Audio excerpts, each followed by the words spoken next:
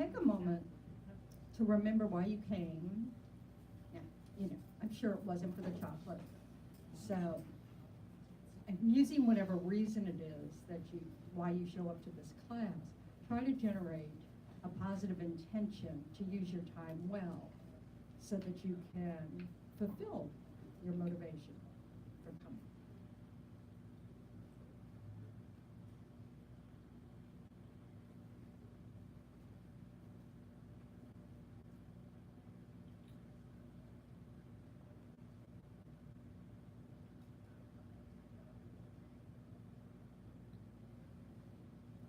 And then combine that intention with the wish that it be of benefit, not only for yourself, but that it ripples out to benefit others.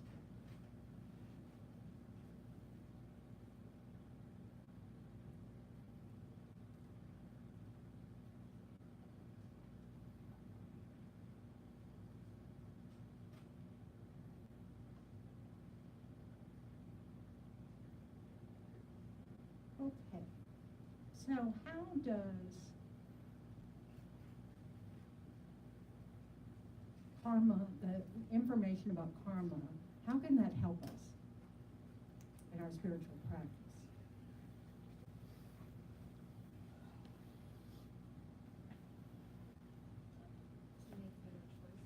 To make better choices. And what information do we need to make better choices? Our actions impact ourselves and others. Okay, how our actions impact ourselves and others. Also, how our actions do what? Affect our future. They affect our future. They produce results that we experience in the future. So our actions are causes for the effects which are experiences in the future. So basically, in a very, not really simplistic, but a very direct way, that everything that we experience is the ripening of something that we created the cause for. So we are completely connected to what we experience. It's part of our continuum of actions. It's of the law of cause and effect. So we create causes, then later we experience the results of those causes. So understanding what actions lead to positive results and what actions lead to negative results is really important just for our day-to-day life.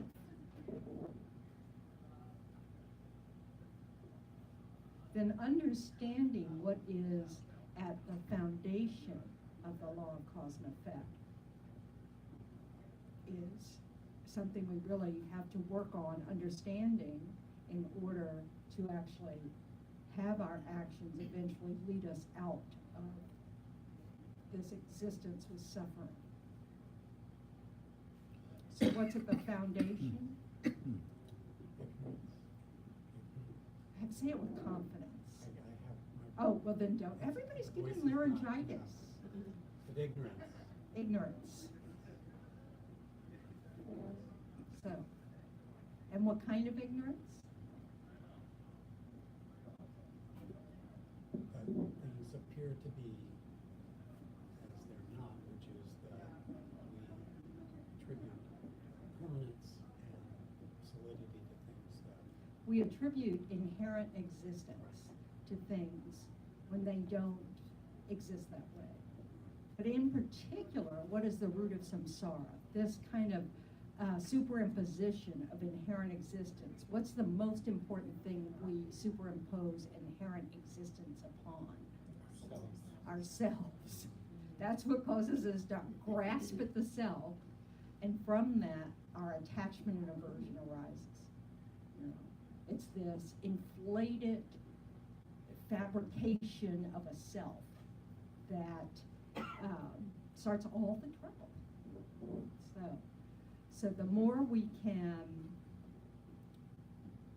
you know, recognize that our experiences are just, they are just merely the results of past actions. You know, that they're not something that is bigger or more permanent or coming from its own side. You know, what we experience doesn't have its own nature. What we experience is, you know, the result of dependent arisings, a whole bunch of causes and conditions, the main one being our own action in the past, you know, coming together, producing this experience. So this is why, you know, since, you know, we could both, you know, see this beautiful bowl of fresh strawberries that were picked at just the right times, and they're really sweet, and, you know, everybody in this room could take one, take a bite, and have completely different experiences, because the strawberry is just a condition for the ripening of our results. So one person could have an allergic reaction. One person could just go, oh, they're not sweet enough. Another person could go, oh, they're a little overripe. Another person, you know, I mean, so all these things are because of the different ripening that's happening for each individual. You know? So, but the fact that there's a bowl of strawberries is part of our collective, you know, result of how food is for us. You know, that food exists and that we need food to maintain our bodies. So it's not like, what, a solipsism? Solipsism, whatever, Samuel Clemens, I should just give up on language. Mark Twain. Let's call him Mark Twain, because after all, we're talking about fabrication. So, you know, he had the belief that, you know, it's everything is our own imagination. That's the extent of my understanding. I didn't go further than that when looking at it. But it's not like that. It isn't that things don't exist. It's that in addition to what exists, we create these stories on top of it that don't exist at all.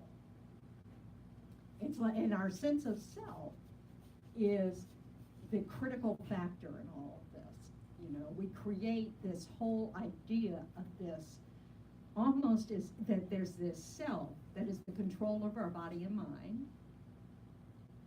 Anybody find that to be true? Do you see my badge?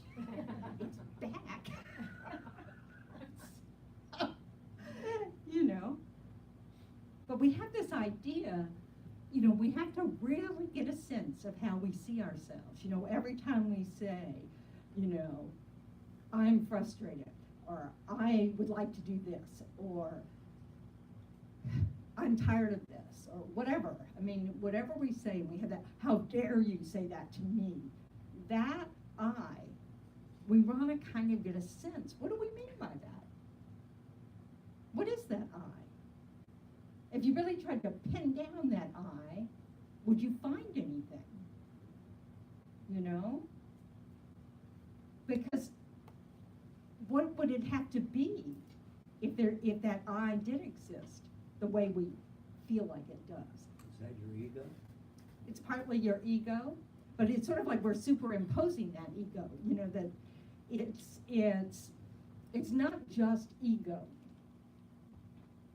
It's like, first things appear to us as existing, inherently existent, and from that we create a story from which our ego is, you know, is a central character, you know.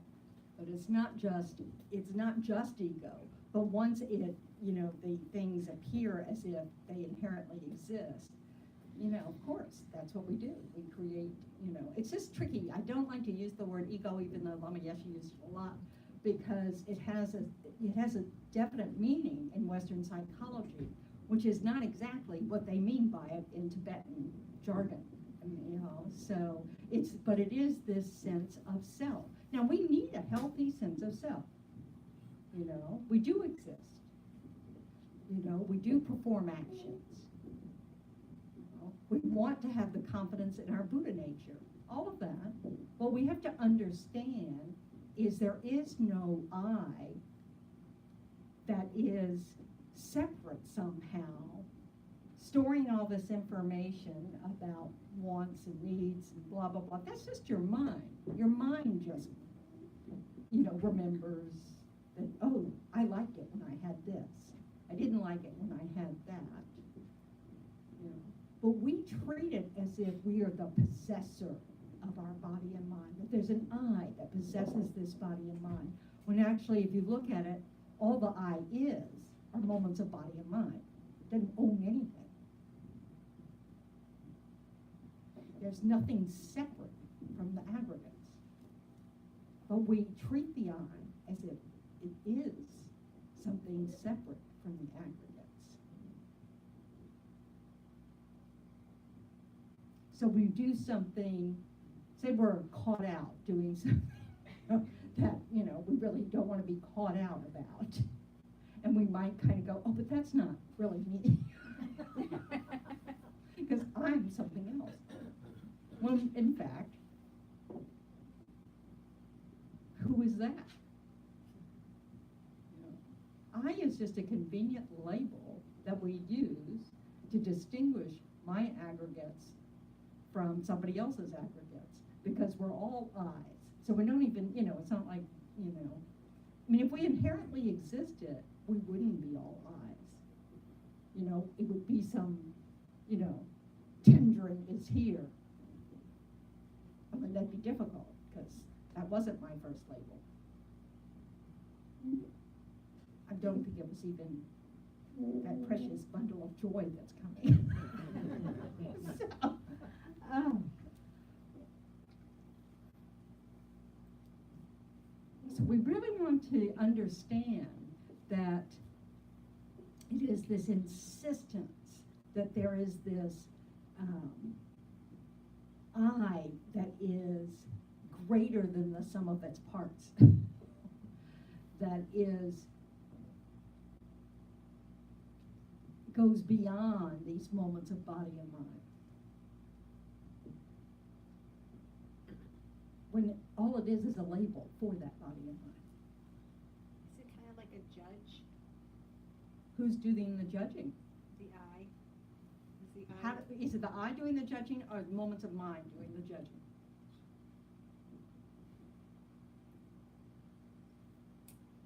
Thinking of it as like, you know, judgmental, like a judgmental I. That's a state of mind, isn't A it? state of mind. It's just mind. That's just mind. This is what we want to keep in mind. You know, so I go like this, and I drink a sip of water. What's happening? Judging the taste of the water. Well, but think about the process. So the mind goes, oh, thirst. Ooh, there's a glass of water over there. You know? And it directs the body to pick it up and drink the water, right? There's no I doing anything. It's moments of body and mind. So there is no separate controller or judge, or, you know, it's simply the mind and the body that supports it. But we inflate it with all sorts of meaning that somehow we feel can be grasped, you know. That's not me. This is me.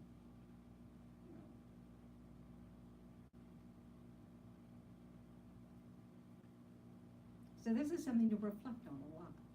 Just, because it's not, we hold ourselves this way and we hold everybody else this way too. But the reason that attachment and aversion arise is because we think this I needs, some sort of catering to in order to to experience happiness. We think it's the I that experiences suffering and happiness. But it's really the body and mind that experience suffering and happiness. So you have the feeling, you have the body that feels, pleasure or painful sensations. You have the mind that also experiences pleasant mental events and unpleasant mental events. Our eye awareness sees things, it's drawn to certain colors. Our ear awareness is drawn to certain sounds. That's habit. But they're awarenesses. And they directly apprehend their objects. Our mental awareness is when we leave our direct experiences of our senses and start thinking about them.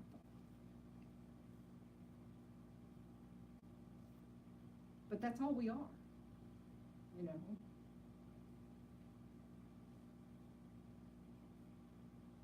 The good news is that means we're not stuck. We have all the power in the world to change how we experience things by working on our mind. Because that's really what's doing the experiencing. So how you feel about something comes from karma. How you actually feel about a particular thing that your mind is How you experience it. calculating that experience is from karma. Karma. So why would you? It's the result. The result. Okay. So the events are conditions for the ripening of results. So it's causes and conditions that come together. But it's so vast, because basically that means every moment since beginningless time, everything we've experienced as pleasant or unpleasant or neutral is been directed by the ripening of our seeds on our mental continuum. So, and that includes the stuff of our lives, so it's, as Rinpoche says, it's like every color in this room is the result of our karma. Every, building, every aspect of our physical universe is being determined by our collective karma. This is why only a Buddha can know all the causes and conditions that came together to produce anything, any result. Because it's so vast, you have to have no ignorance to be able to do that. Because we're all involved. So everybody in this room is experiencing this room, so everybody's karma is part of the picture. Since beginningless time. Because our seeds are these potentials on our mind stream do not ripen in any kind of fixed order. I mean, in some ways it's a fixed order. The projecting karma. What's projecting karma? The one that will throw you into a rebirth. The one that throws you into a rebirth. What is required for something to be a projecting karma? Completed action. A completed action. So it has all four That's parts. my answer on karma, I know that. Good job. One thing. But, so this is what's, not that, so the point is that not everything that places a seed on our mental continuum is a completed action. which can throw you into, which can ripen at the time of your death to determine what kind of rebirth you have. I had a point, boy, I'm doing this more and more.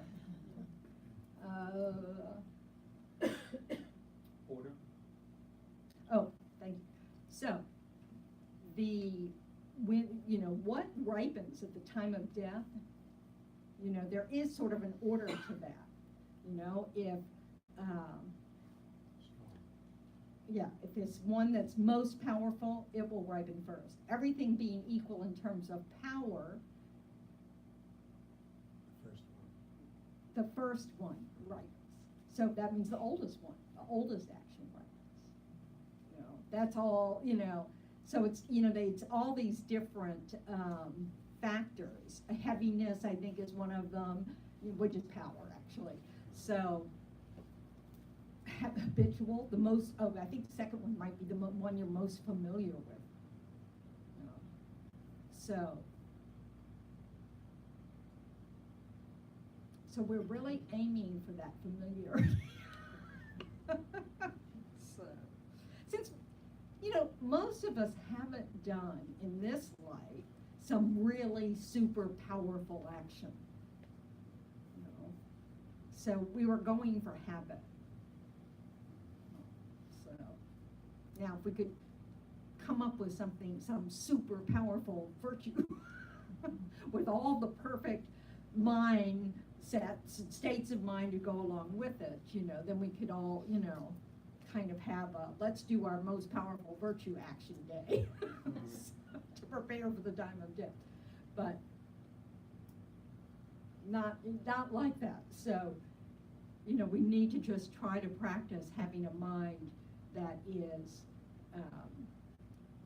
other-directed with a good motivation, or you're not other-directed because of your reputation, you're not other-directed because you're hoping to get what you want because of that, whatever. You're not being manipulative about it. It's not out of attachment, although attachment might be mixed in, but it's not, that so that you have this other direction, in the most altruistic way, with the least amount of self-interest. So we want to develop a habit of thinking like that, of going through the day, approaching life that way. Because if we do that, we're not going to commit the 10 non-virtues. Does that make sense? Because if you truly want to help others be happy, you're not going to kill them, steal from them, lie to them, steal their partner,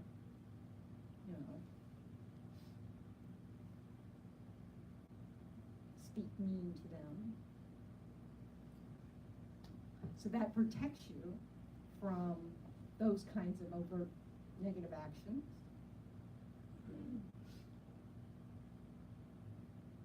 So a lot of the work we have to do is work on recognizing self-centeredness.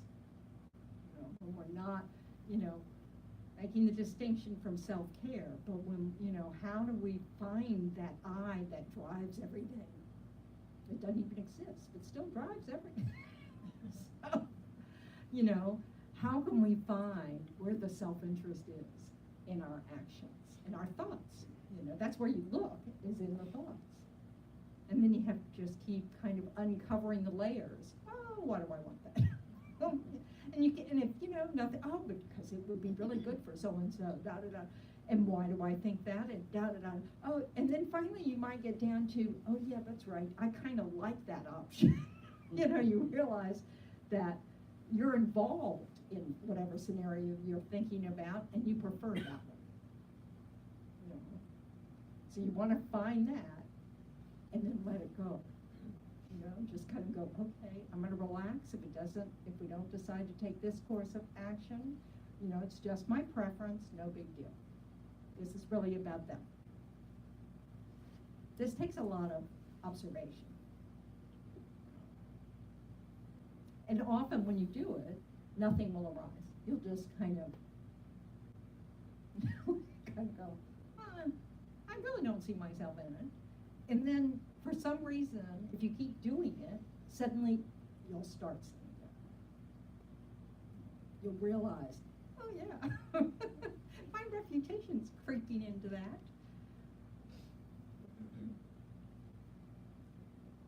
Reputation is a tough one, It's the hardest thing about it, because, according to the Buddha. yeah, because reputation is a reflection of good and bad action to some degree. Mm. No, it isn't. But people, I mean, if you're consistently seen to be good, your reputation is better. So it's hard to distinguish from the grasping side. If you're acting a certain way because you want to be seen to be good, or if you're acting a certain way because. It's really actually not so difficult, because it isn't that. You know, I mean, attachment to reputation is exactly that. Right. Seeing, you know, how do others see me? Letting go of that means I'm following my inner wisdom of what I know to be right. And so you're simply not concerned about how it looks to others. Because sometimes what you know to be right will not be in accord with what others want you to do. That's definitely true. You know, so this is the thing. We need to uncover our habit of using the way society judges us as a rationalization for how we act, and go deeper than that. Because that's what makes it easier to, you know, kind of separate out reputation. It's not bad to have a good reputation. It's just not relevant. It's a, you know, it's a bonus. It's a perk of being virtuous. You know, but it's not, you know, it's irrelevant to why you do things.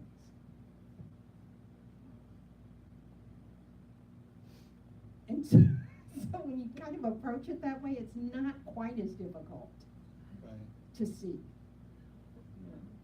The fact that we think of it at all is a sign there's something in it for us. You know, so, you know, but it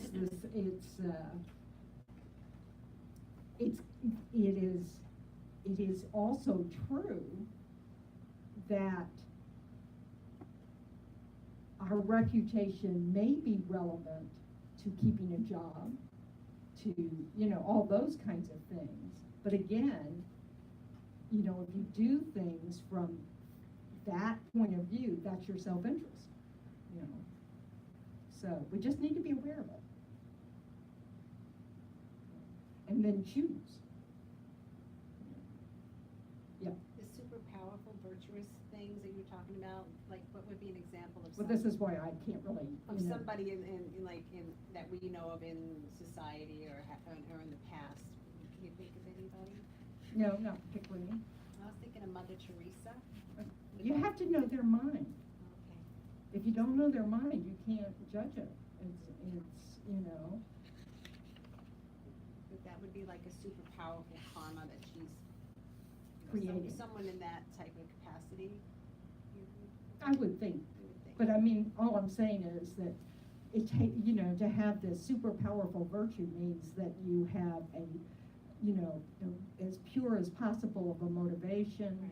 You know, that it's, you know, that there's no harm, you know, there's no harm in it, you know, kind of thing. It's really would be, I'm way too, you know, before the path to be able to judge that. But yeah, I mean, you know, people appear to be that way, and their actions appear to be that way, but we have no clue what's in their Oh, mind. the Dalai Lama. Yeah, same thing, you know. That's my favorite part, perhaps, of this, is it really does make judginess Pointless. pointless. Yep, absolutely. You know, we need to have a certain ability, wisdom about our actions. You know, we do want to do that. We can observe someone else's actions and go, oh, yeah, that's a good reminder why I don't want to do that. You don't have to say that out loud, but you know, you see the harm perhaps, you see someone's hurt face, or you see what possibilities. What you can't do is judge them, because you have no clue You know, they could be a Buddha doing something that you have no conceivable way of knowing what is involved. So, you know, this habit, it's our habit of judging others is so pronounced and so universal that it's even in Lama Tsongkhapa's text. It warns us in one of the perfections, you know, don't let this information just, you know, make you even more judgmental about your companions. Because that's turning it into poison. So when we observe actions, it's really important to use it inwardly. You know, you either use it as, oh, that's modeling behavior I'd like to copy. Oh, that's modeling behavior I want to abandon. Not the people. Does that make sense? Mhm. It's not easy, but it's one of the problems with the attitude of judging others is it's totally irrelevant to your practice. It takes the focus off of self-observation. What am I doing? What am I thinking about when I'm doing this? You know? And it just, you know, it's like we're looking for everybody else. You know, like, I'm sorry, I'm not going to look at myself. I'm going to see how good or bad other people are. You know, that's a waste of time. So, but karma, teachings on karma, teachings about, you know, what's virtuous and what's non-virtuous, or what's positive, what's negative, that kind of, you know, we need to do that so that we can look more deeply into, you know, our actions, our way of thinking, to see where we might be, where our self-interest and ignorance may be distorting our point of view, so that we can develop wisdom that's based on correct view.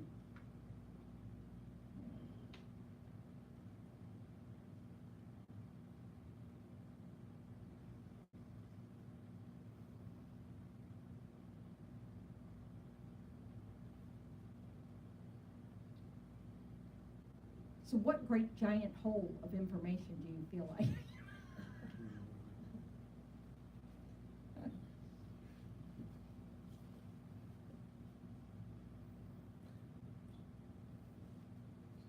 So, our free will, if we're going to, now, don't spit before I get the question out. Oh, that was unkind. Yes, I apologize. So our free will, like, if you had to, it's not in the conditions, because they're the result of karma on our mind stream, which are the result of our actions, but we don't will them to come about. It lies in our reaction to the things that we experience, and whether we choose to reinforce those seeds as they come about. That's the moment where we exercise. In every moment, we decision. have choice. We have no choice about what's out here. Right. But in every moment of mind, we have choice. Now, what the Buddha says is, at the moment, for those of us who aren't yet on a path, you know, we are totally out of control due to our karma and delusions. You know, so our past actions and our ignorance, you know, and our states of mind that arise, you know, we're out of control by that. You know, so our habits push us to keep going. You know, it's, you know, they just keep wanting to repeat. And then our past actions, you know, is what reinforces our habits. You know, so it's just those things together. We're out of control due to that, and our rebirth is out of control due to that. That's why we're in samsara. Samsara is just defined as this out of control, you know, death and rebirth, this little thing we've got going here. So as we develop some control, like, you know, when you develop bodhicitta, the mind of bodhicitta, that's such a powerful virtue, and it becomes, you know, when it's no longer effortful, when you're no longer having to, you know, like, let's sit around and think about the kindness of others, and try to cultivate this desire to benefit others. When it just arises naturally, effortlessly, spontaneously in every moment, 24/7, influences everything we do, then we have bodhicitta, and we've entered the first path, the Mahayana path of accumulation. So then your aspirational prayers have a lot more power, so that at the time of death, you can pray to be reborn in this or that circumstance. And so the more you develop your power of concentration, so that your prayers are more are supported by firm mind, resolve, determination, wisdom, that starts to have an effect on what ripens at the time of death and gives, it's still not up to you, you're still under the control of karma, but slowly, once you hit the path of seeing, you've had a direct realization of emptiness, you really do have control, and mostly you just get liberated, you don't have to be reborn here again, so you're no longer born out of this karma and delusions, out of your ignorance.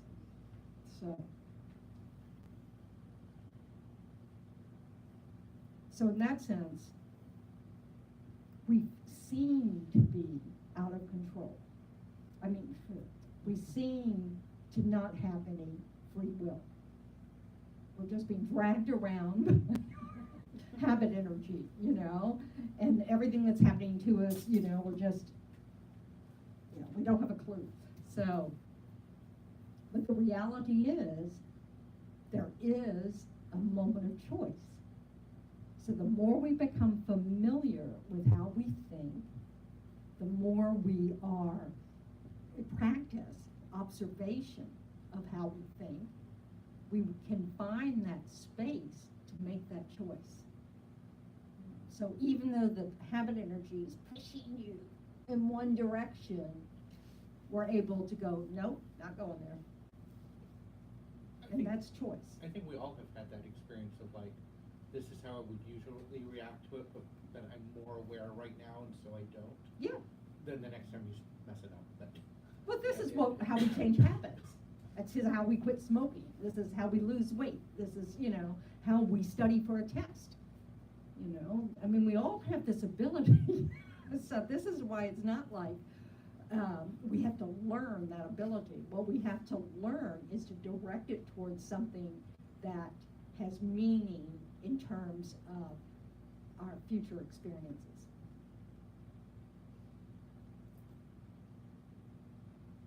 Is your mind already ready to explode? It makes sense, a little more sense now. Yeah, no, it's a big topic. All of it's, Buddhism isn't about a few little things, because it's really about a different view on how things exist at all. So that's a big subject, isn't it? I was impressed by, the person who wrote Dune, or Worship Gaon, something like that, or Tolkien, whatever, But Buddhism's no different. It's trying to get us to understand that the way things appear to us and the way we respond to things is based on a complete misunderstanding of how things actually exist. The fact that we have individual mind streams, we grasp onto that and think, that's the self, that separates me from you. And for me to be happy, then I need to cater to the wants and desires of this mind stream. Now, why is that mistaken?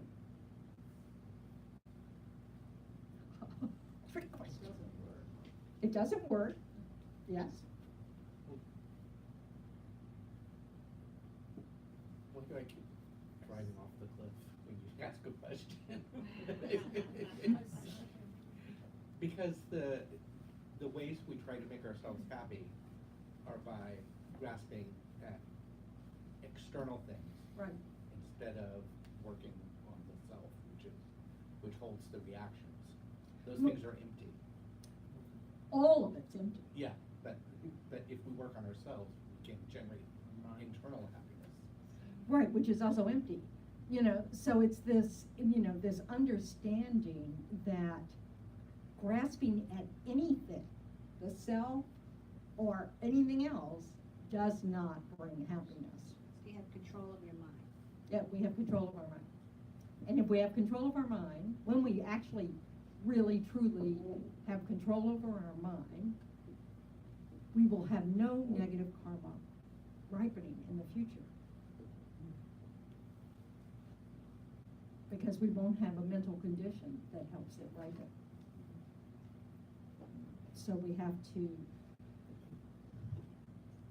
but as long as we have ignorance, we, you know, this self-grasping comes in. And so that's why we have to work at the two things at the same time. We have to work at cultivating our positive states of mind, our other direction, you know, letting loose our tight grip on self-interest, the importance of self-interest, and, you know, exchange that for the importance of others. You know, then, so we work on that piece, and at the same time, we're working on constantly remembering that things do not exist as they appear to us. That it's a false sense of separation between us. There's a false sense of independence from everybody else. There's, you know, that all of that is not true.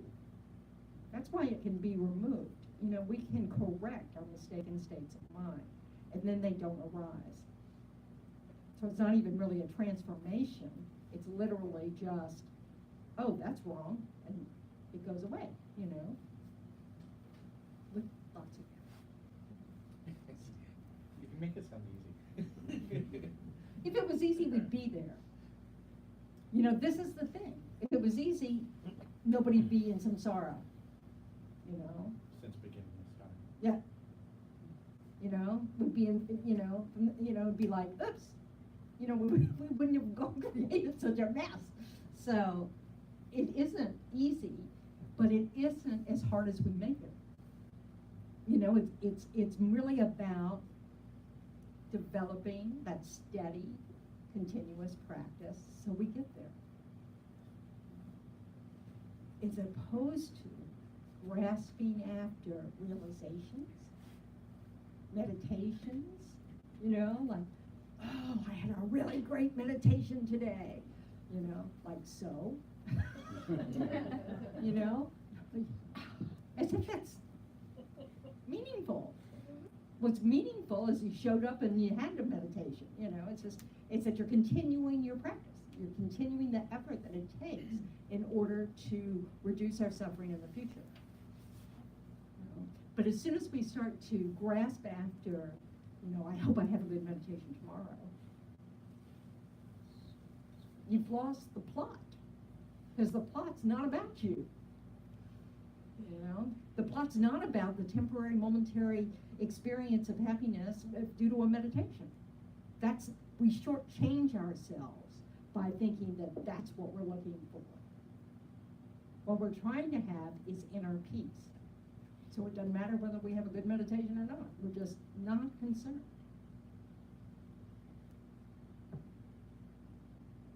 And that takes a little work. Because it takes this constant willingness to let go. Oh, that was nice. I'll let it go. You know, and just experience that next moment. And then let it go. Let it go. Let it go. It's this constant reminder that there's nothing to grasp onto. That everything we think we're grasping doesn't exist. There's nothing to grasp. Nothing exists in any kind of permanent, from its own side nature kind of way. So you're grasping at an idea. An idea doesn't exist, except in your mind. It's a fabrication of your mind. So the more we can just go from moment to moment, enjoying those moments that we find enjoyable and, you know, tolerating those moments we don't find enjoyable, or even better, seeing those as really great because they're an opportunity to develop patience or whatever, you know, whatever is needed. You know, it's because that's how bodhisattvas live. You know, they're not, they chase after difficult circumstances so that they can improve their minds.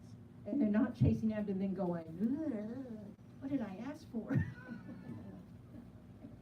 So, because of the training of the mind, not because they're special, but because they've taken our kind of mind and worked on until they finally have really developed that other-centered mind. So the worry about themselves just doesn't come up. And this just takes a lot of, you know, correcting our motivation. Wait, like I woke up this morning, actually I kind of took a long time to fall asleep because my face was just, you know, itching. And I just kind of pat it with a cloth, I wouldn't move it at all, I just pressure put, please, you know, and then, you know, it took me a long time to fall asleep, and then this morning when I woke up, you know, it was sort of like the first part of my awareness was, just so badly. Now, if instead I thought, ooh, tonight's another class on karma, and just dove into my preparing for tonight, I know I would forget about it, because as soon as I did that, I forgot about it. You know? It doesn't itch now. I can guarantee you I'll itch on the way home. You know? So, you know, and this is what we have to really learn and accept, that as soon as our self-interest arises, chances are good we'll be dissatisfied. Because samsara is full of suffering. That's its nature. So if we focus on that, especially from our own perspective, you know, oh, can I just have a good day for once? Can't everything just go right today? You know. This rash has cost me almost $300 so far. And it's still there. It's like, are you kidding? It's just like hilarious. And I'm trying to go, okay, what can I learn from this? So, apparently this kind of thing can be the cause of from nagas. Unhappy nagas can cause skin irritations. Nagas are, they often say that nagas are the, you know, form of rebirth. It's in the animal realm, rebirth, but they have lots of resources and stuff. But monks and nuns who didn't keep their vows well. I'm not kidding. So, you know, they're all going, come on, get with the program. So, you don't want to end up here. I'm sure they're trying to be helpful. So, you know, so it's just this recognition that the roller coaster we live on is due to allowing ourselves to be pulled around by what's happening to us and thinking that's all important, when it's actually a real obstacle to happiness. It gets in the way. Yes, I heard that. I'm not sure I'm going to be tricked again. But I mean, in a practical, we live in this world. And so the practicalities of this world are going to drag us around. No, that's a choice. That's a choice. That's what we have to see, is that it's a choice. We can choose to go hungry. No, you have to eat, but you don't have to be disturbed by the activity of getting food. You know, it's like, you know, we've created a society that for many people, although not most, you know, we have a bit of choice about what we do for a living. You know, and so that we kind of like, you know, think it's fine to quit our job because we can find another one, you know, whatever. I mean, most of the world isn't like that at all, you know. So we can be picky about what we choose to do so that we can eat. So we, you know, instead of using our choices in more meaningful ways, we do it about trying to meet what we like. Just, you know, those whims of the moment, as opposed to, you know, okay, I want a job that allows me to pay my bills and so I can eat, but also so I can work on my mind and meditate and do good works. You know, that's rarely comes up. You know, we don't really look, you know, those of us who have had any kind of freedom of choice about what kind of things we can do, you know, it's rare that we just look at it from the point of view of, okay, how can I best use my time to serve others? Whether it's in actual service in this life or preparing your mind so that you can become enlightened in the future. So it is a choice. Yes, we have to do all the things you know, that help sustain the body, because the body is the support for the mind. Yeah, no doubt about it. But we don't have to be caught up in worrying about whether it's pleasing or not. We just have to do it. I mean, this is something that's, you know, like you said, we have to eat. Christmas is such an example of, you know, just the hustle and bustle of trying to, you know, please trying to. Oh, you know, how horrible. Well, not to please others, but I mean just to say, to put expectations Yeah. of, you know, I love the this time of year. material world. Yeah, but I just think there's so many cute things. I just bought a card with finger puppets of, you know, Santa and, you know, I don't know what it is, but you know, it's like, oh, I know someone to send that to, and it's not a child. It's just like, you know, I just think that, I mean, and the reason that I love it is because it was one of the times of year my father was really happy, because he came from the slums, and he was successful, and he just had so much fun buying Christmas presents, and he did it year round, you know, he just sees, you know, and so he really loved it, so I, you know, picked up on that, and I really loved getting his presents, but I mean, it's really about, because it doesn't matter, you know, it's about the mind, you know, there's nothing wrong. I mean, like some of our prayers, I don't think they're in there. You know, Shanti Deva's prayers in the beginning are about, you know, may I be a wish-fulfilling jewel for all sentient beings, for both their happiness in this life and their ultimate happiness. Which means, you know, if they want, you know, a bowl of jewels for Christmas, you know, you hope that you can be that for them. You know, so it's not, you know, we don't have to get petty about it.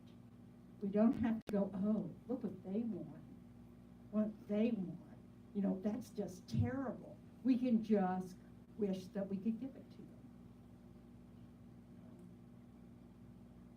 Instead of getting hooked by, you know, sure, we all know that, you know, if we all spent our money in other-centeredness ways, there would be no starvation. You know, we know that, but we're not there yet as a world. I mean, you know. But so we have to work on our minds. That's what we can control to a little tiny extent. And then with practice, you get to be able to control it more and more and more. I know. So it can be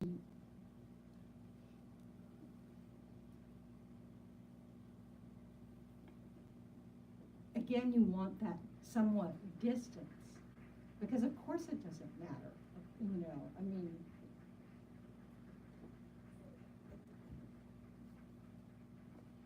the commercialization, so-called commercialization of holidays, of Christmas, of Valentine's Day, Mother's Day, all of that, You know, it's, reflects, you know, this idea that happiness comes from external things, and that we can give those to each other, you know, and that's mistaken, no doubt about it.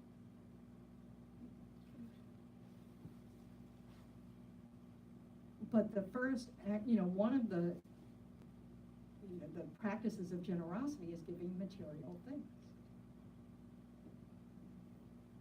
Because that is the cause for what? Generosity, resources.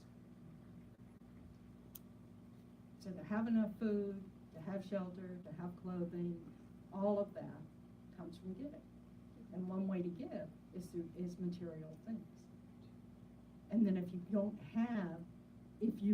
have the money to be able to give material things, why do you not have the money to give material things? She didn't do it before. Because you didn't do it before. That's all right. So you want to at least imagine doing it. Wouldn't it be wonderful to do it? Well, you can give in other ways, but I mean, you do also want to think about, wouldn't it be wonderful to have the resources to be able to give everybody everything that they want and need? You know, because that actually creates the cause for resources. Because it's about the mind. It's not about the stuff. You know, having that, you know, genuine mind of generosity is the whole deal. You know, the reason why our generosity doesn't produce no poverty is why. Why doesn't that happen?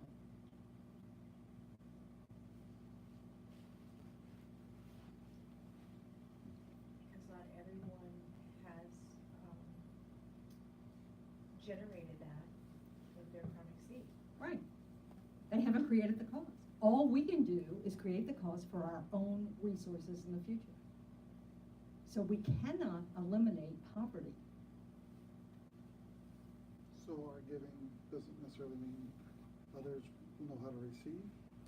But it just means that the action of generosity, the mental action of generosity, produces resources in the future.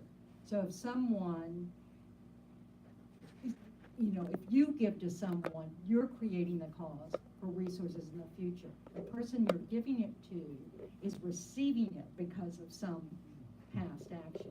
But if they're not generous in this life, they're not creating the cause for resources. So, you know, it's a mixture, isn't it? You know, some people have harsh conditions, yet often are recipients of things. You know, that's, you know, we're a mixture of things, whereas others have very harsh conditions and never get a break.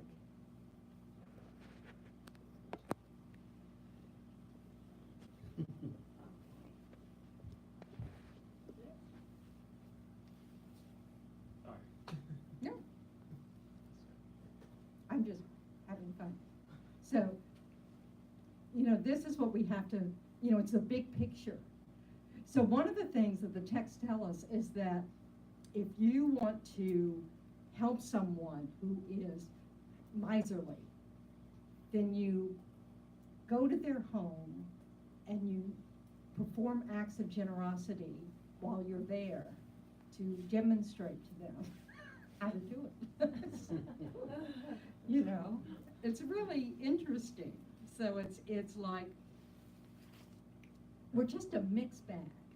You know? So, and since we can't see all the causes and conditions coming together for this result or that result, or you know, it's until you're a Buddha, then you know we just have to follow sort of this basic thing that from generosity come resources. You know, if you have generosity with really spiritual, positive motivation, it's probably going to end, especially if you dedicate it to getting Dharma resources in the future, like meeting your teacher, speaking the same language as your teacher. That's always a good thing. That's incredibly helpful. So, or then you go, or if not that, really good translators. So, you know, whatever. But you know, that this is, you know, so not all generosity will result in good Dharma resources, you know. So we do, you know, so we want to learn about that, so we can, you know, so we can make our dedications, you know, with those kinds of you know, thoughts in them. But it mostly comes from our motivation. The, you know, the purer our motivation is, the more other-centered, and also with the goal of becoming enlightened to benefit others. You know, so it's not enough just to have the other-centeredness, we need wisdom. That, because without the wisdom, all we can do is have idiot compassion. We need wisdom. You know, so Maybe compassion is better than most people manage those things. everybody has Buddha nature. Yeah, but Everybody has compassion. That's how we know everybody has the capacity to become a Buddha. not all people express it well. Not in this life. Be careful about judging, because everybody has. Even sociopaths and. Well, they may not be having it in this life, but it's in their continuum. That's our proof that everybody can become a Buddha. Why is that? Why does being a sociopath not, you know, like, okay, check him, we can just cross him off the list? Why? Why doesn't that happen? I don't know. Because their mind is not harmed. But will it ever? I mean, look at their life. It's just been a perfect human rebirth, right? You would say it's. Well, they practice some really bad habits, you know. I mean, sociopath, is that the one where you have absolutely no concern about other at all? You know, so you've really been indifferent. And so finally now you have a mind that's so indifferent, you don't even know how to generate compassion for someone else. But it's not permanent, you know. It is who knows when. They do talk about, in some of the sutras you'll read, you know, about beings being burnt by their actions, you know, that so, you know, you go so far, you know, if you know, at some point, it has to be you that finally goes, you know, it has to come from within your mind, you know, I want to change this. But say, you know, so you're a sociopath. So you end up in the hell realms for quite a long time, okay? So then, you know, so a lot of negative karma is exhausting. And then you're born in some animal realm or hungry ghost realm. You know, so you get far away from the ability to impact others with your actions. Because nothing in your world is under, you know, you're just under the, you know, hell realm guardians, you know, control and all sorts of terrible things. So in those states, you may, you know, it may be the opportunity to not keep feeding that habit, just simply by the circumstances. But they don't have that capability. They have that capability, they haven't practiced with their minds. Because their minds are empty.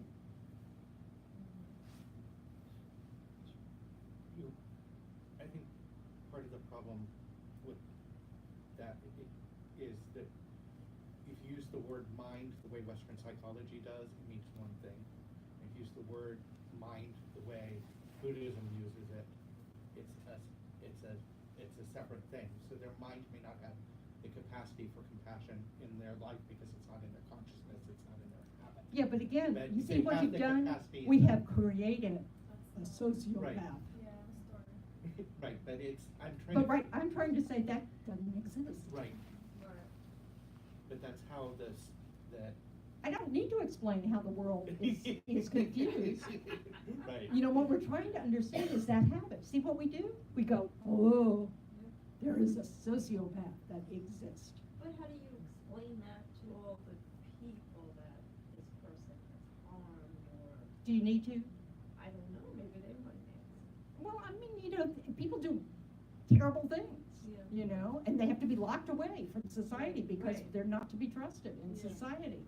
But what you're taking is a series of moments of body and mind, and then trying to say, collectively, Right.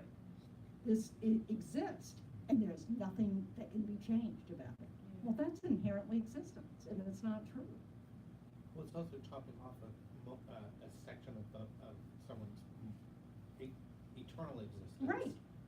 And slapping a big label on it as if it were. And making it is, now it's permanent. When it was never permanent, a whole bunch of causes and conditions came together for that to manifest. You know, it's not a good sign. And that person was probably not a sociopath when he was two. I don't know. I don't know enough. I'm just wondering. Yeah, but I mean, the point is, even a 2-year-old can have really bad habits, you know, so it's just, but the point is, according to the teachings, the mind itself, the facility of the mind, is not damaged by our states of mind. You know, Say that again. the facility of the mind is not damaged by our states of mind. So when we change our habits of mind, then that's what manifests. It's not, the nature of the mind is clear and knowing. It is empty of inherent existence. Its function is to know. And so when you have nothing but wisdom, that's an omniscient mind only knows what is correct. It knows all the garbage that we are, grasping onto, because its mind pervades everything. But it doesn't come from misinformation. There's no misinformation that it falls for. It now knows exactly how things exist. It's having a direct experience of how things actually exist. It doesn't have to think at all. It knows. It's a mind of knowing. Our mind of knowing at the moment is distorted by ignorance, all this stuff. So it isn't inevitable that everybody becomes enlightened. Why? If everybody has Buddha potential, why isn't it inevitable that everybody become enlightened?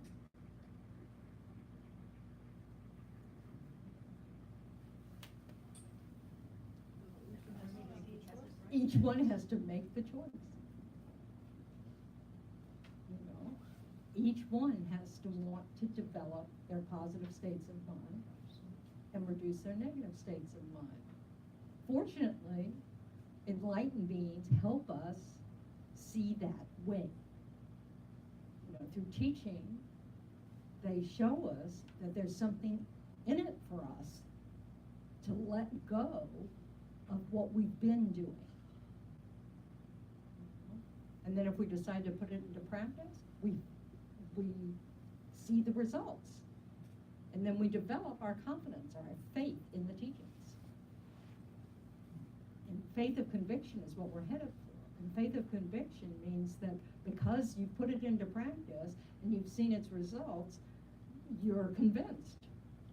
It's not because the Buddha said so.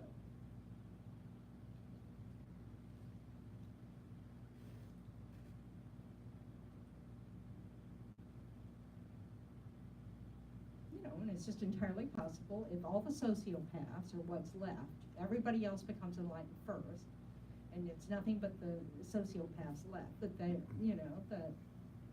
the wisdom of all those enlightened beings might finally be able to, lead them into a better way. But I'm so far away from that, Well, I don't they know. have an infinite amount of time to work on it. Yes, we don't run out of time.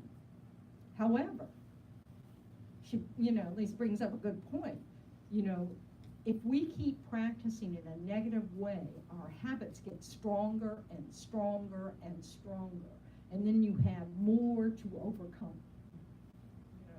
So we don't want to leave an unchecked, angry mind in this life thinking, well, it's not that bad. I've seen worse. Because that is, you're just going to keep practicing it. And then eventually you become the Hitler or the sociopath. Well, he came from somewhere. It was practice and mind. It's not an accident. Of according to the teachings, you know, we're creating the cause for who will, you know, what our actions will be in the future through the development of our habits. You know, so if we practice an angry, vengeful mind, you know, we become that person who actually acts on that. You know, so how does a person who have the habits of a Hitler, where their hatred has gone to the point of indifference, you know, be able to become as powerful as he was? Hmm? But how does someone like Hitler have those two things, power and indifference? It's the world's karma, it's the collective karma. No. I mean, that's certainly involved in someone having power, but he created the cause to have power. That's a good karmic seed right now. We should generalize?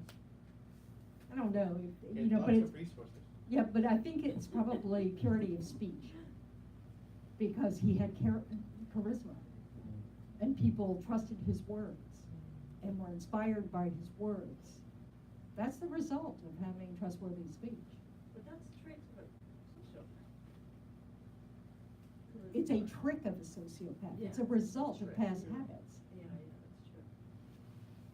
But we are a mixture. Hitler was born a human being. How do you what's the cause of a human rebirth? Ethics. What's the cause of a human rebirth with resources and blah, blah, blah? Ethics and generosity. You know? It just fascinates me that some people can do things to other people or. And that person was you in or some life. Animals or something. Yep. And not have any remorse. Yep. It just is crazy. It is exactly that. It's crazy. But we're all crazy. It's just a matter of where we are in that spectrum. We are all coming from ignorance, you know, we're all coming from self-interest, and it's tragic that some people's habits have led them exactly there, you know. And so that's why when we see people like that or hear people about people like that or whatever, we want to have tremendous compassion and remember that we want to catch ourselves every time we're dismissive about someone's life, you know. Every time we have that thought of just, why doesn't he just die? The world would be better, you know? Those are dangerous ways of thinking because of the habit it creates of thinking that, first of all, that we're not going, you know, that people disappear. You know, what the Buddha's teaching is our consciousness exists, and we just keep changing the guest house. So cultivating compassion for those who seem really going, you know, desperately in a horrible direction, and using their lives as an example of how we don't want to go in that direction. And then we can become more aware when we have attitudes that can lead there. You know, and rejoice that we're nowhere close to there yet. You know, so we can catch it and, you know, and pretty much, you know, direct ourselves away from that. Does that make sense? You know, but it is. It's because it is. But you know, we have to be honest with ourselves and be able to look at our minds and recognize when we are really being, you know, indifferent to someone else's life. You know, whether it's an ant or a mosquito or a flea or lice or, you know, whatever. That mind of indifference, annoyance, you know, annoyance to the point where you just really don't care, you know, and you're very happy to kill them. You're not thinking that way, you know, it's not so full-blown conscious, you know, as a sociopath might be about murdering someone, But we need to recognize the link between the thought that dismisses someone's life because of our inconvenience to becoming that kind of person. You know, take responsibility for what we share, the common ground that we have.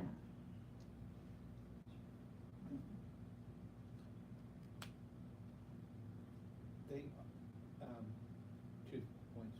One is that interestingly, psychology has moved away from saying that people are sociopaths towards saying that they are high in sociopathic traits. So even they're trying to rip the label off. But secondly, that the way that you talk about like the little habits of mind accumulating, you see that. I mean, for example, we say that studies show that serial killers begin with an indifference to animals. They often start by torturing animals, right? You see that all the time with people like ramping up to more and more Practice. indifference to, Yeah. you know, if nobody ever started, well, I don't know about nobody, but it would be a rare individual who started off, None of us are starting from scratch. well, that, yeah, I mean, in this life even, Yeah. started off that way. Yeah, I mean, but I mean, this is the thing, so it's, you know, so having a world where we can keep hope, you know, like really taking care of babies, you know, where they get the affection and nurturing that they need, you know, and food, and that the parents are given things to help support them in being parents, you know, that's where we spend our money. And then, you know, and it's, you know, there are ways in which we can participate in reducing the conditions that can lead to that. But we're not gonna, you know, we can't just fix things by fixing externals, because it's a mental process. So, but we can certainly create conditions that make you know, people's good qualities more likely to be nurtured. And that's what we need to do to ourselves. You know, we try not to feed the angry, impatient mind. We try not to feed the craving, you know, what about me mind? You know, we try to recognize, okay, that's, you know, that's the mind I'm trying to abandon, so, you know, focus on something else.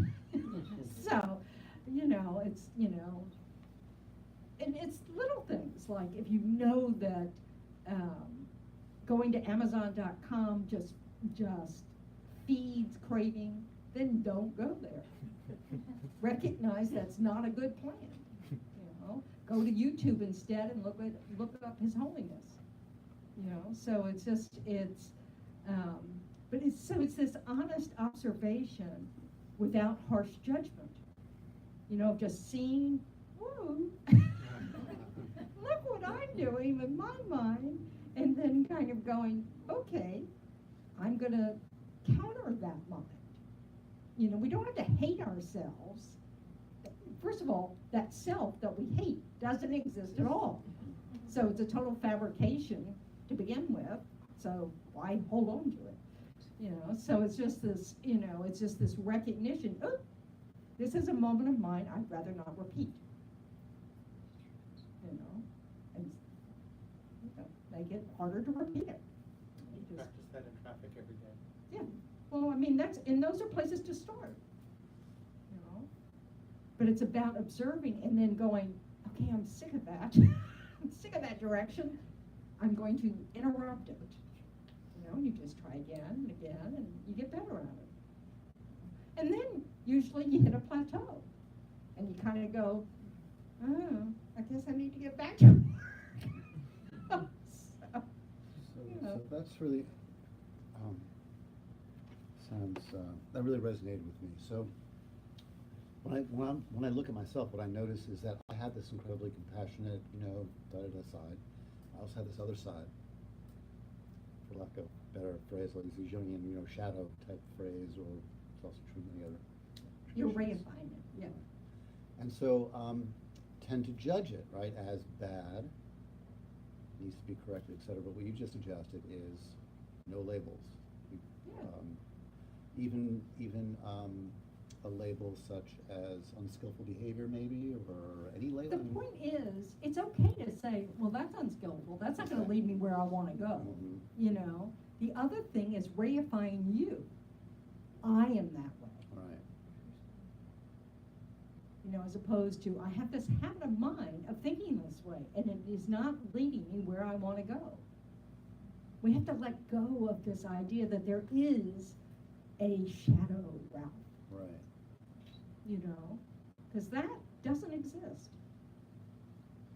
We're giving it more power than, Identifying with it. yeah, Mhm. we're making it into a character. Mhm.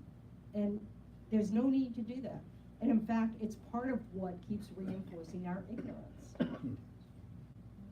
The more we can let go of this labeling, or at least this idea that our labels are somehow making something an existent, inherently existent person that's a shadow person, you know? That gives it, I mean, that just doesn't exist. We have to recognize that we have this incredible capacity that we can, in fact, direct. You know, our mind develops wisdom. You know, we have all sorts of wisdom in our mind, and so we use that wisdom to go, yeah, unskillful. Let's go in a new direction. You know, but it's not, I'm sorry, I'm doomed to be unskillful. That's not helpful. It's a hard habit to break, but but it's totally breakable.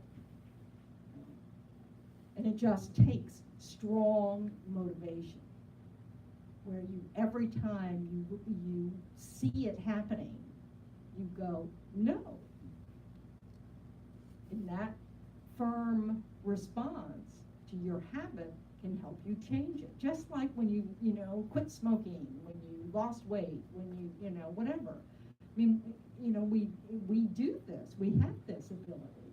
We just want to start directing it towards the way we think. We want to recognize the power of the way we think and understand how important that is to our experience of things.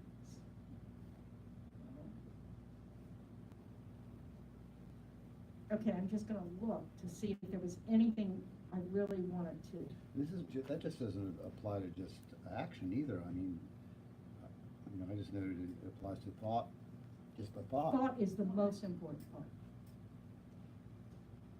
You know, when you talk about karma, you know, like in the 12 links, you know, that, you know, our intention, our karmic formation, our action, the most important part of an action is the thought about it.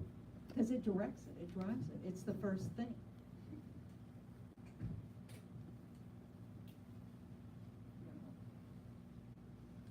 What's up?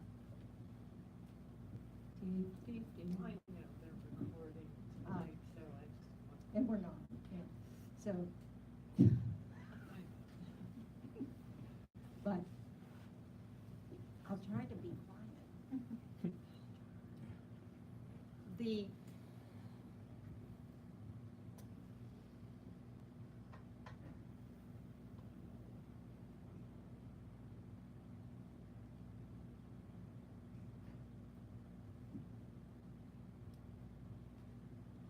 it's like, you know, if you kill something without intention, like you're walking along and you step on an ant, that action's not very heavy, you know, because there's no thought in it at all.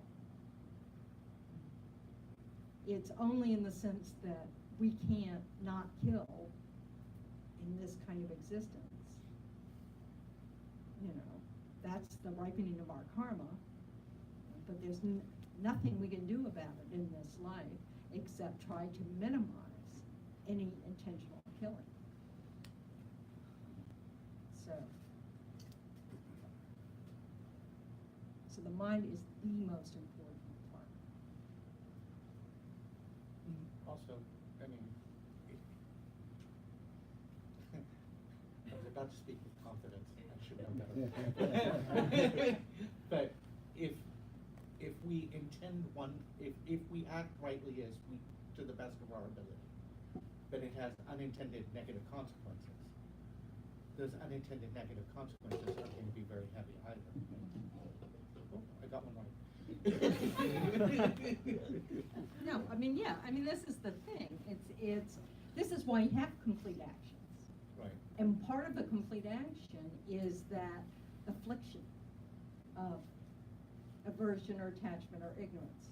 I think it's called hatred and attachment or ignorance, you know, but just lack of mindfulness isn't quite as, you know, I mean, it's really,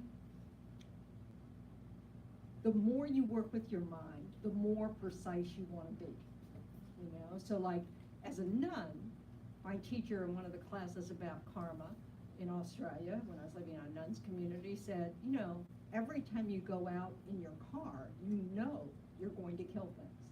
You know, all the bugs that hit, you know, in Australia, you know, lots of them. So you do not want to drive without a Dharma purpose. Because you know it kills things. You know, so I have a vow not to kill anything. You know, so, you know, this, you know, not trying to stay naive about, you know, things. And so, you know, you don't, and let me tell you, we didn't always do this well, you know, because we didn't have any heat or air conditioning. So every now and then the car seemed awfully appealing because it had both, you know. And it's like, oh, well, maybe we should just get in the car somewhere, you know, and then you'd have to have that. There's no Dharma reason in that at all, you know, so it's just this, you know, and you can rationalize till you're blue in the face, but there's no Dharma reason at all, so, you know, but you also can't get yourself so tight that you can't do anything, you know, because that's not gonna serve any purpose. That's again all about you. You know, it's like, I'm afraid to move because I don't want to have suffering in the future. So I'm not going to help anybody. I'm not going to feed myself. I'm not going to, you know, that's, you know, you can't do that either. We have to accept the reality that in this existence, we're going to harm things just by virtue of being here. Boy, that's a funny statement. What's virtuous about being here? But, you know, so we have to accept that, but we also try to do everything we can to create the cause to not live in a space that requires killing in order to survive. You know, and that's a mental thing. You know, so that every time you drive, you think, gosh, you know, I'd love to create the cause to not be harming anything, just to be able to go somewhere. And when you eat, you think, oh, well, you know, it'd be wonderful to be able to grow crops without killing it. So these are just, you know, ways we can just keep working on how we think. But we don't want to get too tight, because then we won't do anything, we'll give up, and we'll run away screaming. And that doesn't help. You know? Questions?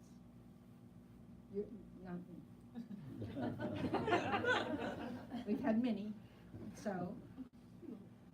Any other directions people's thoughts are going?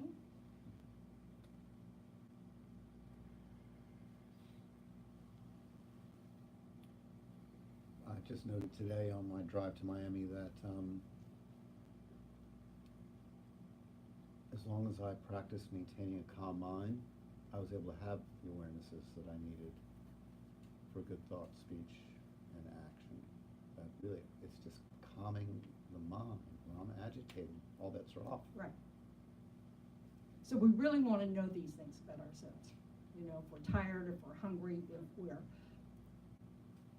agitated, you know, we want to work on how can I give myself the best conditions so that my mind, I can, you know, do better with that, you know. So it's really wonderful when we can see that in operation, because that helps us have faith that the teachings are onto something. And then we have to value this precious human rebirth enough to do it, to take good care,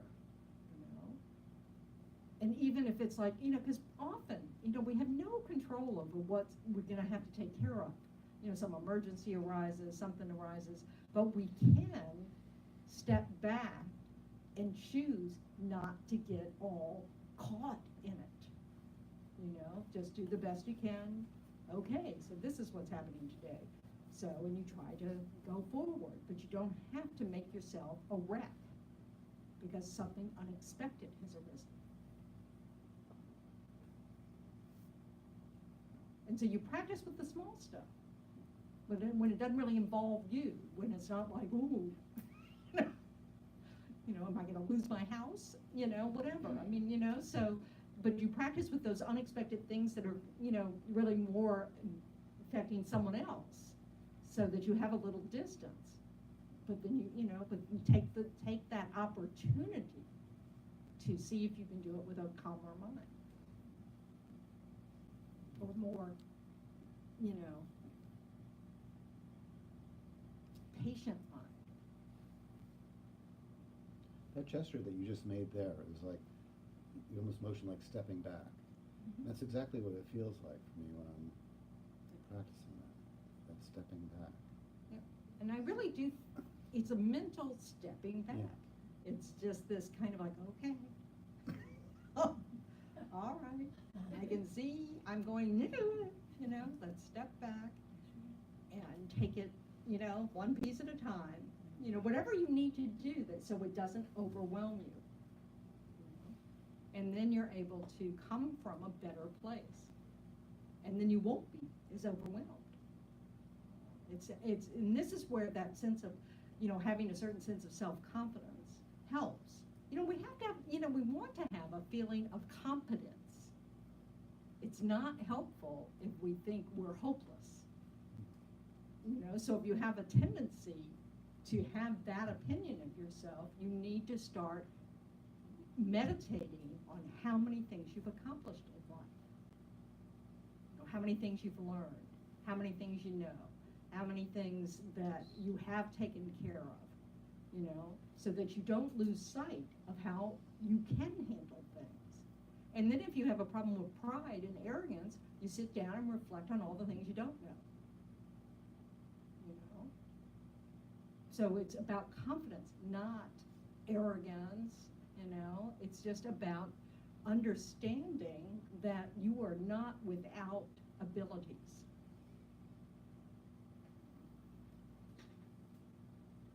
And that any given moment is not the be-all and end-all of your life. Don't reify that moment, that event.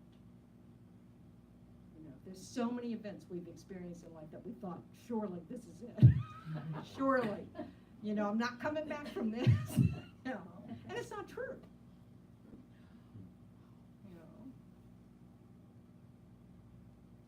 So, and this is such a good habit because at the time of death, because that's one thing that many of us are afraid of. Can I handle that? So, we need to, it's just another moment.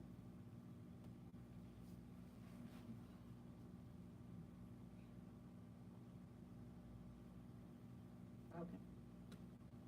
I still have no clue what this says because often I cannot read a thing that I read. What was I thinking of?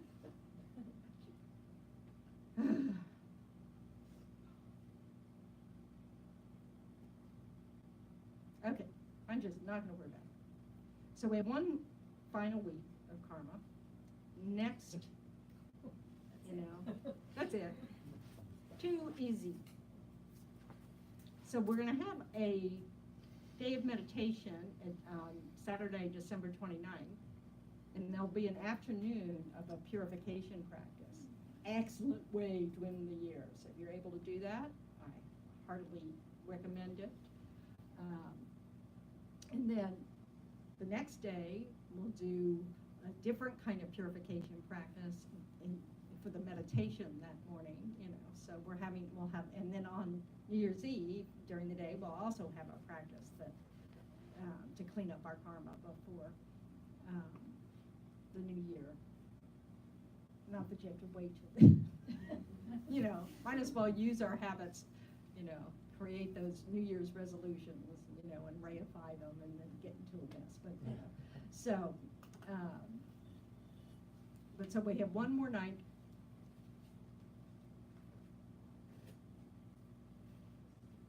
Do people feel like they understand what karma is teaching? It's helping a lot, definitely. Okay. Because this is how we get stuck, is from our ignorance, we do something from the basis of attachment, aversion, or ignorance, that's, you know, the second link, and then that places an imprint on our mind, that's the third link. Then, you know, we have, those are causes, and then we have the causes of craving, grasping, and becoming, you know, at the time of death. And then we die. And the rebirth cause, you know, is the effects are name and form, you know, the feeling, our aggregates start forming in the womb, then we're born. So that's existence and or birth, and then death. So we have, those are like the causes and effects. So the causes are ignorance, some sort of action that places an imprint, a potential on the mental continuum, then craving, grasping, and becoming are the activation of that potential for the rebirth. And then our results are our aggregates. That's it. So we're trying to stop rebirth. We're trying to stop ignorance because that's where it all starts. If we develop wisdom, so ignorance is not there, none of the rest can happen. Craving and grasping, it's really hard to believe it, come from our self-grasping. They don't have to exist. They are states of mind that are faulty. You know, considering how much we experience craving, it's hard to believe that that's, you know, that is a totally mistaken state of mind that we can cease so that it never returns again. But if we are not ignorant, we stop ignorance, If we stop ignorance, nothing else can happen. there's no rebirth. No. You don't cease to exist because the consciousness Right. exists. Like you're out of it. You're, some you're at, yes, you're liberated from death and rebirth, uncontrolled death and rebirth. You don't cease to exist. And you're no longer bound by this kind of, you know, experience. It's, you know, and then when you become a Buddha, all you have is the mind of bliss, no ignorance, it's all a direct experience. You don't have to think anymore, you know, because you already know, so. You know, so How do Buddhas interact with they just beings, emanate the whatever. beings in samsara? They just emanate something For what purpose though? to help sentient beings. Motivation's everything. And because they have the mind of, you know, an enlightened mind, they don't have to think about it. It's called spontaneous. They spontaneously help others. And it just emanates. They don't move. You know, when you become enlightened, your mind now pervades everything. Which they will continue to do until the enlightenment of all. Right. They're just present. And when we create the cause to be help, they manifest that help in any which way, form that will help. It's just a two-sided event. So.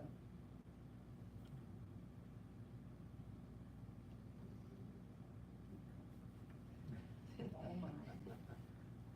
Okay, so let's just be happy, that we showed up to try to expand our knowledge about this particular understanding of how things exist, how it all operates. And really rejoice in our interest in that we're not just accepting that things are as they appear to be. We're interested in finding out what meaning that we can take from our experience and put it to good use, how to put it to good use.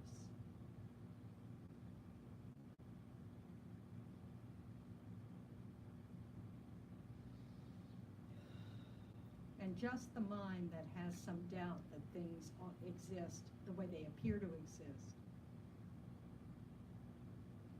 starts us in the direction of Buddhahood. So it's a very important step. So we can feel really good about that, spending any time at all thinking about that.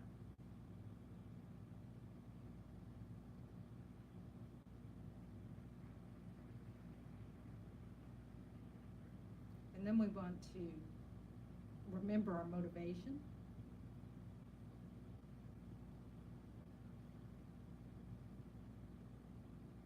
And we want to rejoice in everybody else's efforts, because we get merit for that.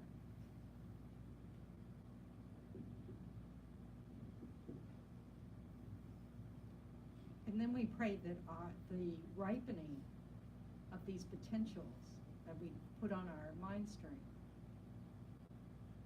that the potential that it holds for a positive result does not exhaust until all sentient beings are enlightened. There's no suffering being left. Everybody's abiding in bliss.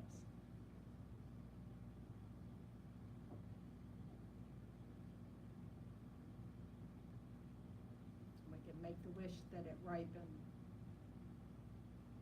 in the form of teachers, teachings, so that we continue our path,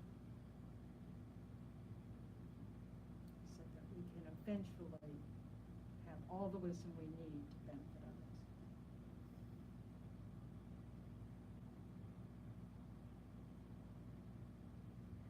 So thank you for your participation. Bring your questions.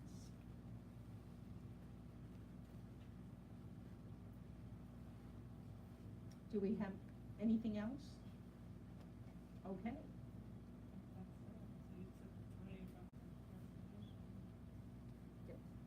Okay. All the tickets were sold out? We're sold out. I mean, if anyone really wants to come, one or more tickets I may Which sell one? for the Saturday night. night. But yeah, we have a The full holiday house. Yes, dinner. the Ah, holiday okay. party. If you've How many already bought people? your ticket, yay, because she's cooking. How many people? 32, I think we have. Oh, good. Yeah. So I know how much this is. Yes, that's right, you need to know. So, okay, so, and Sunday as usual, and that's all I know. And next week as usual, and then it's a holiday week, right? Yeah, we're closed from the 23rd to the 28th. From Sunday to Saturday. 29 not sold out, right? I'll be Yeah, here we're Oh, at 29. 29 is has spaces. Okay. Yeah. Thank you. Okay. Thank you. Thank you. you. Thank you.